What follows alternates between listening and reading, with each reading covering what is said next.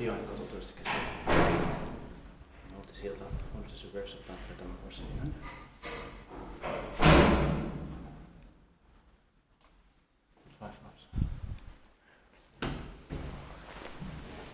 Looks like it's possible. Yeah.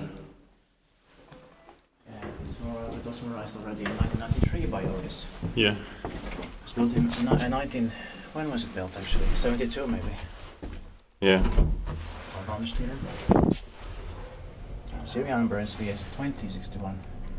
Or this could be maybe 1970. Yeah. Because these 4 persons are 320 grams. Will be inspected in the next year, 2021. Yeah. Still interesting. And these buttons are weird. Yeah. Where's that by Otis? Generic.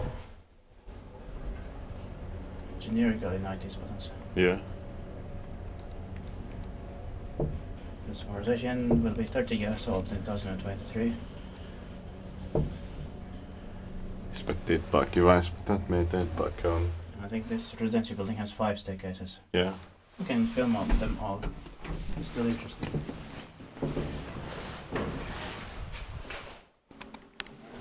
That's